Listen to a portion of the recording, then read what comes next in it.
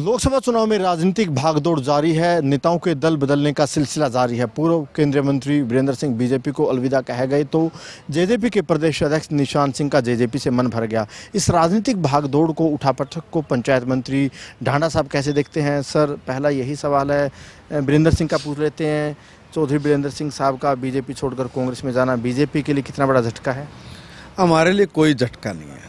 जब वो भारतीय जनता पार्टी में थे, उनके सम्मान में कोई कसर नहीं थी, कोई कमी नहीं थी। अब वो चले गए, उनको मुबारक। बीजेपी क्यों रास नहीं आई चौधरी साहब को, कैसी वजह मानते हैं? ये बात तो देखो, चौधरी साहब भी बता सकें क्यों नहीं रास आई है।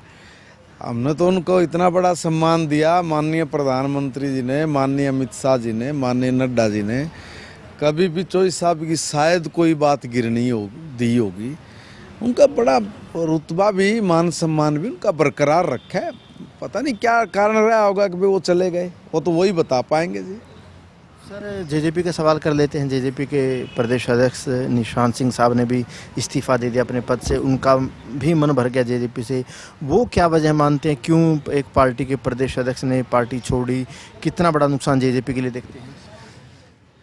देखिए, असल में जब भी चुनाव आता है ना, तो हर दल में कुछ लोग आएंगे, कुछ लोग जाएंगे, ये सिस्टम बना रहता है।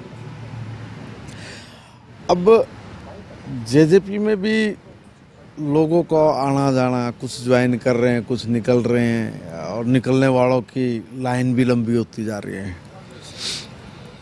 तो ये तो मुझे लगता है कि जेजेपी के लिए बहुत नुकसानदायक बात है कि वे उनकी पार्टी के लोग छोड़ के जो भाग रहे हैं।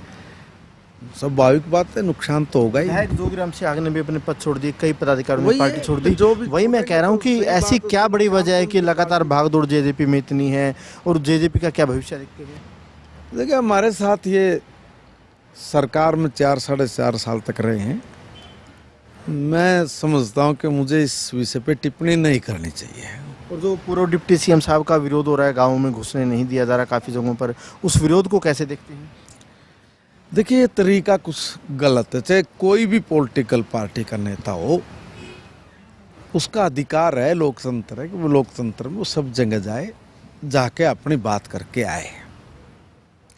इस तरह का काम वो अच्छा नहीं मानता। ये मेरी अपनी व्यक्तिगत। तो बीजेपी नेताओं को अभी कई जगह पर नहीं जाने दिया जाता, आपके नेता? नहीं, ऐसा कोई नहीं है। कहाँ नहीं जाने दिया गया, सब जगह जा रहे हैं। मैं साहब का विरोध हुआ, रंजीत चौटाला साहब का, कई जगहों पर विरोध हुआ नेताओं का।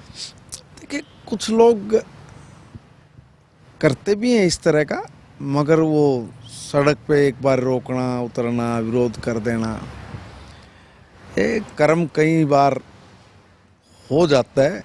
कुछ लोग वेल प्लान्ड तरीके से भी ये सब चीज़ों को थोड़ा आगे तक लेके चले जाते हैं, मगर ये कुल मिला के गलत है। ये बात बीजेपी की या जेजेपी की या कांग्रेस की या इन लोगों की, बसपा की, सपा की नहीं है। बीजेपी का चुनाव कैसा चल रहा है? बीजेपी का भाई, बात यह है कि आप, वोट का अधिकार आपका है।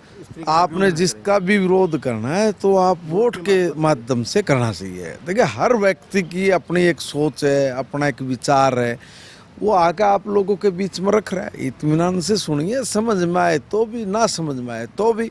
अब इस तरह से करने से मतलब हम खुद की अपने ही कहीं न कहीं वैल्यूज़ को कम कर रहे थे। बीजेपी का चुनाव कैसा चल रहा है? सोनीपत लोकसभा की जिम्मेदारी आपके पास है। ओवरऑल बहुत जबरदस्त चुनाव चल रहा है। बहुत बड़ी जीत भारतीय जनता पार्टी की होगी।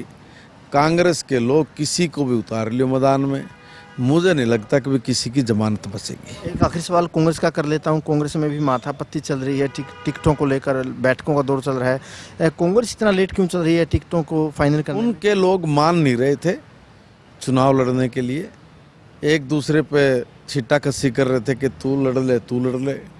इनके बड़े नेता, छोटे नेता सारे बैठे, बैठ के इन्होंने ईमान मनोबल का काम बता रहे हैं कि वे पूरा हो गया है। देखते हैं कौन कौन माने, कौन कौन ना माने।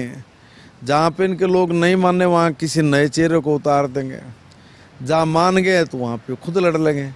अब कैंडिडेट ही नहीं, इसलिए कह रहे हैं कि भाई संजय दत्त जी को चुनाव लड़वा दो, यहाँ चर्चा चला दी भाई संजय दत्त जी लड़ेंगे। संजय दत्त जी सामने आए, बोले मैं तो लड़ता ही नहीं चुनाव, और मैं तो कांग्रेस से तो कभी भी नहीं लड़ूँ, चाहे मेरा बाप कितनी बार भी सांसद रह लिया हो। उसको पता है कि भाई आज इनका यहाँ दिल्ला नहीं उठता, और आप अपनी जो उनकी रेपो है जिस हिसाब से वो है, वो क्यों इस तरह के पचड़े में बढ़ेगा, और कांग्रेस में क्यों बढ़ेगा। ये तो डूबता हुआ ऐसा जहाज है जिसके किनारे भी कोई नहीं लगना चाहता। बिल्कुल, देखिए डांडा साहब का कहना है कि कांग्रेस डूबता हुआ जहाज है, वहीं बीजेपी के चुनाव को लेकर डांडा साहब का कहना है कि बीजेपी का चुनाव अच्छे से चल रहा है और बीजेपी सभी सीटों पर कमल खिलाएगी। कैमरामैन जस्सी के साथ अनिल मौर्य, खबरें अब तक, चंडीगढ़।